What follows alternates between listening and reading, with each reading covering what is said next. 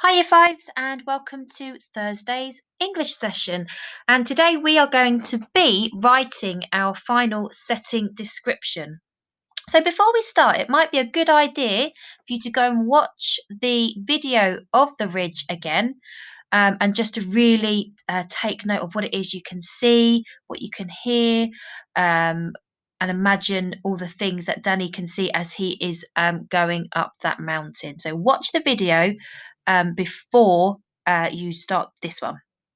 Okay, let's see what we can remember. So we're going to be matching some synonyms here.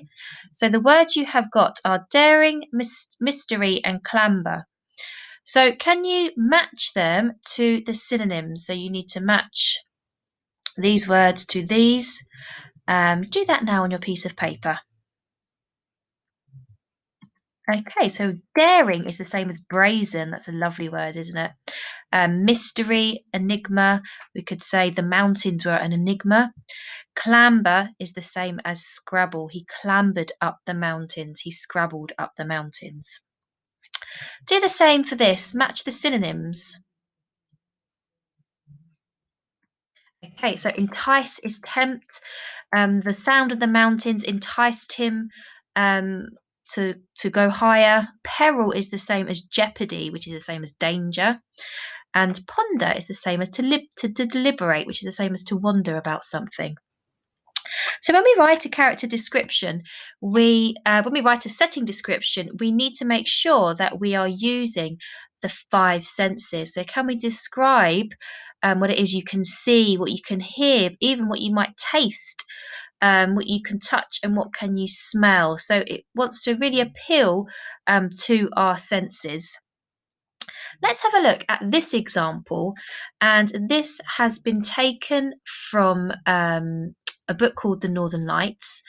And as we're going through, see if you can find any examples of where the writer has used the five senses. So, can you find examples of what you can see, what you can smell, what you can taste, what you can feel, and what you can hear? One morning there was a different smell in the air, and the ship was moving oddly with a brisker rocking from side to side instead of the plunging and soaring. Lyra was on deck a minute after she woke up, gazing greedily at the land. Such a strange sight after all that water, for though they had only been at sea a few days, Lyra felt that they'd been on the ocean for months. Directly ahead of the ship a mountain rose, green-flanked and snow-capped, and a little town and harbour lay below it. Wooden houses with steep roofs, an oratory spire, cranes in the harbour, and clouds of gulls wheeling and crying. I like that description, clouds of gulls. The smell was of fish, but mixed with it came land smells too, pine resin and earth and something animal and musky, and something else that was cold and blank and wild. It might have been snow. It was the smell of the north. Seals frisked around the ship, showing their clown faces above the water before sinking back without a splash. The wind that lifted spray off the white-capped waves was monstrously cold and searched out every gap in Lyra's wolfskin. So, can you see any use of the five senses? Well, I can see in green that she's describing the smell of the air, isn't she? And that really allowed me It really allowed me to imagine what kind of place Lyra might be in. Gazing greedily, so the bits in blue here, they're describing what Lyra can see from the boat, and that's a lovely prepositional phrase, isn't it? Directly ahead of the ship, a mountain rose, something you might want to use in your writing. And finally, here we've got the wind that lifted spray off the white-capped um, waves was monstrously cold and searched out every gap in Lyra's wolfskin. So what she can feel as she is going through on the ship there. So it's really nice setting description using the five senses. So we're going to be using these pictures here today to help us write our setting description. And you're going to be using the notes and all of the work that you've been doing this week and putting it into a final character description, setting description. So let's have a look at my example. Danny held on tightly to the oars in amazement as he cut through the tranquil sea. All around him, the seals frisked and popped their clown like faces above the water before sinking back below as if playing a game of hide and seek. He could smell the crisp fresh air. It was the smell of the north. Just beyond the boat, the Herculean mountains rose, their cavernous mouths yawning in the faint morning light. The wind lifted the cold from the snowy peaks and brought with it the sweet fragrance of pine which found its way to Danny. As he set off from the shore, the mountains seemed to welcome him, throwing branches over the boulders to set out his path over the untamed gifts of Mother Nature. Every crack in the mountain seemed to breathe life, its ancient pores grew moss and wild flowers. Every turn was more serene than the last. Twisting and turning, his heart jumped in his chest as this wild path threw him this way and that as he ascended higher and higher. The crumbling rocks cracked under his tires with the rhythm of his heartbeat. Across the jagged ridge he could make out the clouds which looked like another city spreading out across the heavens. He hadn't realized that his bike had been the ticket to another world, another dimension. At this remote yet awe-inspiring height, he finally knew what it was like to fly. So I've had a go at using the different senses there. I've spoken about what he can see, what he can smell. I've magpied a little bit from that description that we saw from the Northern Lights that we just read through. So you can do all of those things as well. So get ready to write, and we're going to be thinking about this first picture here.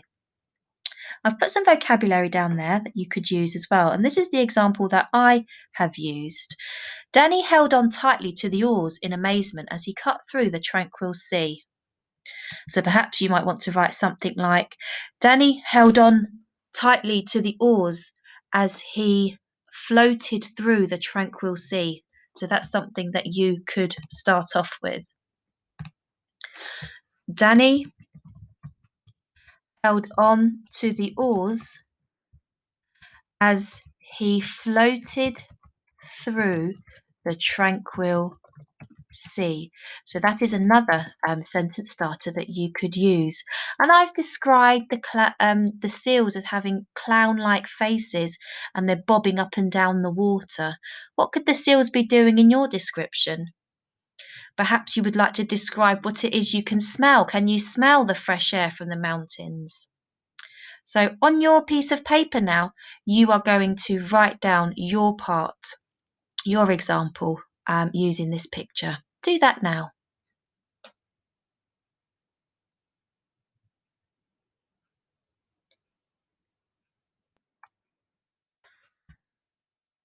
Okay, and in this next section, I've described him as moving away from the water and moving more onto the mountain. And I've done that by using this prepositional phrase here. I've put as he set off from the shore.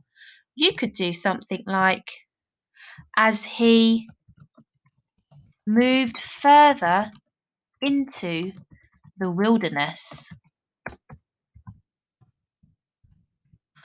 Or you could do something like using some personification as he moved, as he wandered further into the mountains,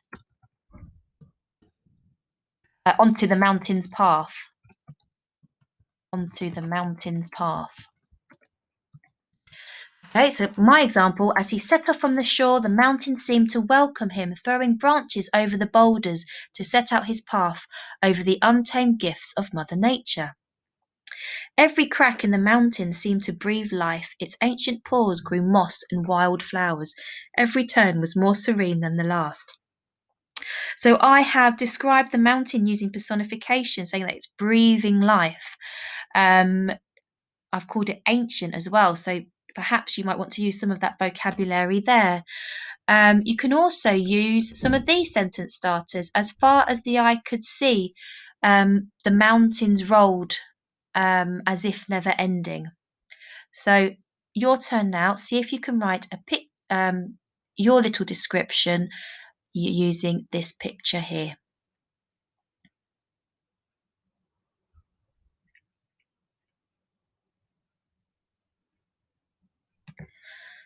Okay, and then finally, I've described his ascent, so his the way that he's going up the mountain until he's finally reached the ridge here. So I've used twisting and turning. His heart jumped in his chest as this wild path threw him this way and that as he ascended higher and higher. So perhaps we could use something like, um, with great force, his bike led him further up the steep and perilous mountain edge. So you really want to describe the crumbly mountain. Perhaps you could say something like it was giving way underneath his tires, or you could describe the moss as being laid out as a carpet for him. Um, So, and then I've put something like the crumbling rocks cracked under his tires with the rhythm of his heart. Across the jagged ridge, he could make out the clouds, which looked like another city. So, what can he see when he's up on the ridge? You can talk about the remote islands that's on the sea there, and you could perhaps talk about the clouds being like another city. And I've used a metaphor to end my little description. I've written, he hadn't realised that his bike had been the ticket to another world, another dimension. So he's saying that his bike is a ticket. Remember, that's a metaphor. So perhaps you could do something like that. That the bike was an extension of himself. It allowed him to go up to these dizzying heights. And then finally, at this remote yet awe-inspiring height, he finally knew what it was like to fly. So your turn now. See if you can write your little parts using that example. Perhaps you want to use some of the vocabulary there on the left as well, and some of these sentence starters may help you. Lovely. And I really look forward to reading what you have written, Year Fives, and I hope you enjoy writing this setting description.